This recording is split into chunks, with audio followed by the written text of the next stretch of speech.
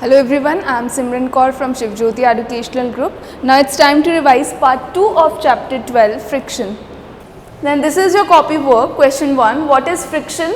The force which opposes the relative motion between two surfaces in contact is called friction. You tell me, this is box and we are, this is direction A and this is direction B. We are applying force in direction A. So in which direction the frictional force will act? It will act in direction B. So you can see the direction of two arrows, these are opposite to each other. So it is opposing force. Then what are static and sliding friction?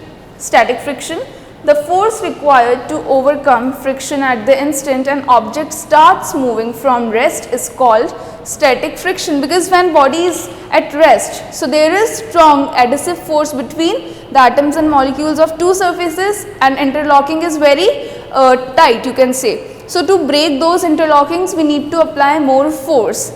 So that force is known as static friction.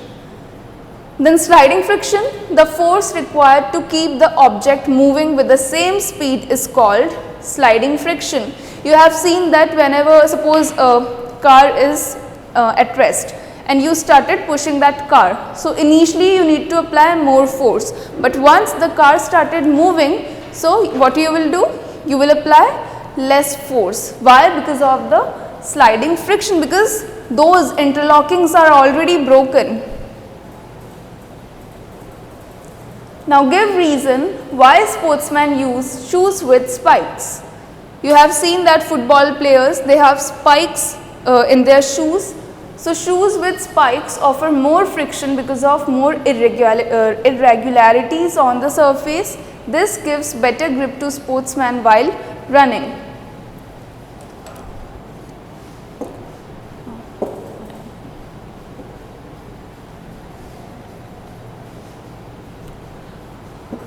Let's say this is sole of shoes.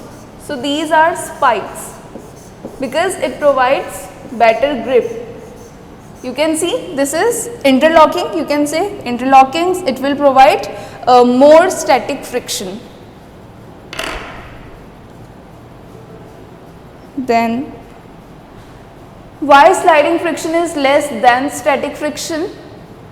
In static friction, a greater force is required to break the interlocking between two surfaces. Why? Because surfaces are at rest, but in sliding friction, a smaller force is required. Hence, sliding friction is less than static friction because interlockings are already broken. Then why objects moving in fluids must have special shapes? The name of special shape is streamline shape.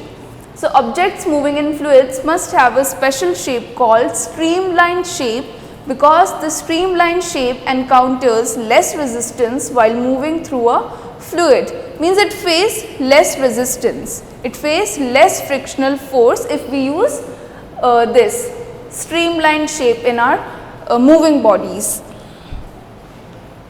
Then suppose your writing desk is tilted a little, a book capped on it starts sliding down. Show the direction of frictional force acting on it. So without looking at the answer, just try to find out the direction of frictional force, what has been asked in the question, that this is your study table and it is slightly tilted. It is tilted and you have kept your science book on this table. So it will, obviously it will start falling down in this direction. So in question they are asking that in what direction will be the frictional force. As we know that frictional force is always opposite in direction. So if this book is sliding down, then frictional force will act up.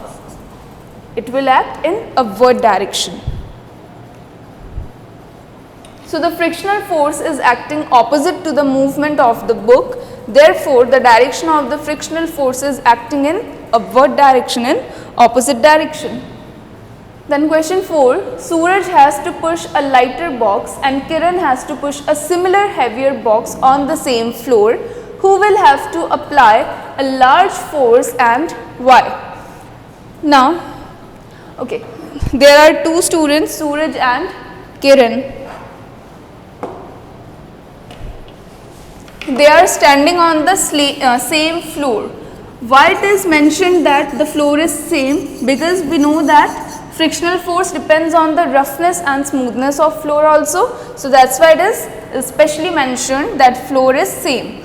Then let's say this is box of Suraj and this is box of Kiran. Both boxes are similar to each other, but let's say in this box cotton is there and in Kiran's box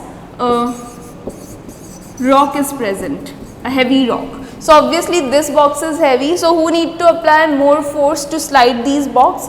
Suraj or Kiran? Obviously Kiran, she needs to apply more force because frictional force depends on what? It depends on the weight of the object. The weight is heavy, so she needs to apply more frictional force,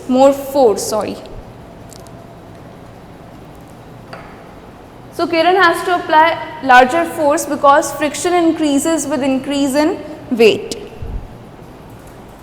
Then what are lubricants? How can we reduce friction? Lubricants, substances which reduce friction are called lubricants. Not in all cases we need friction. We know that friction is our friend and sometimes we need friction, but not in all cases. So to minimize the frictional force, to reduce the friction, we use the substance which is known as lubricant.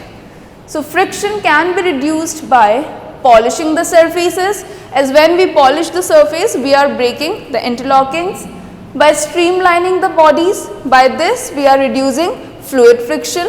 Then by applying oils, grease or lubricants on the surfaces, we are making the surface smooth.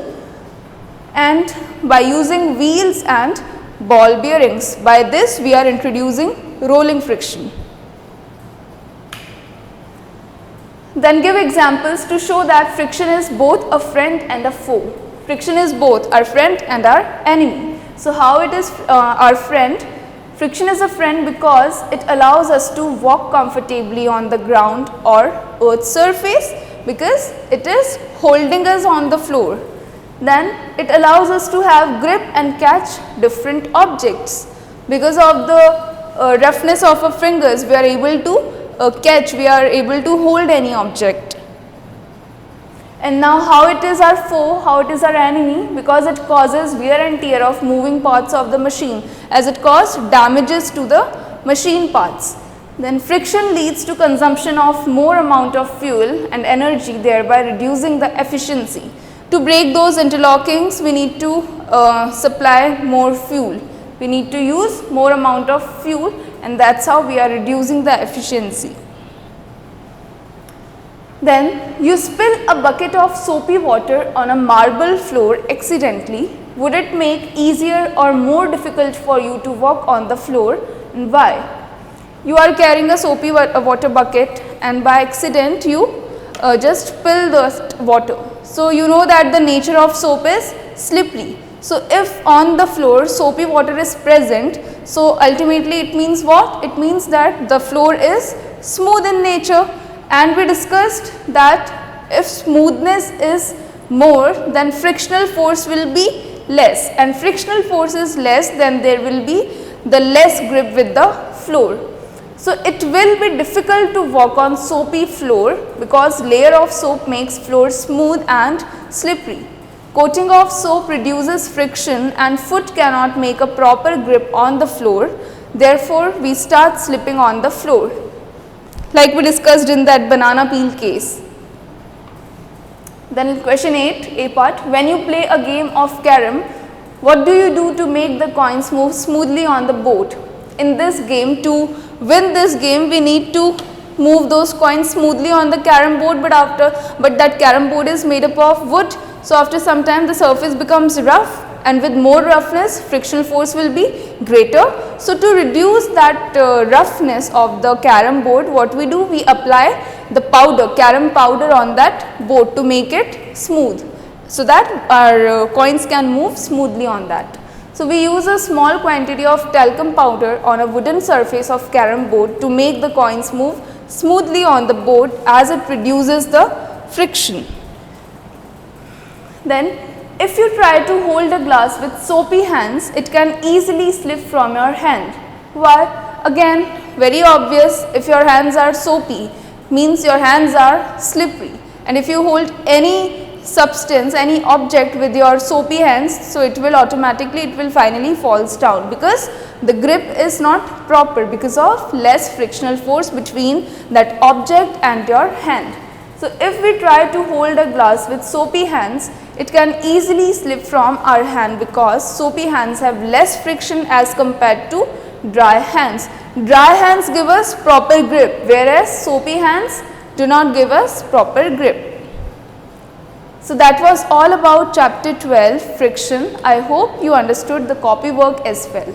Thank you.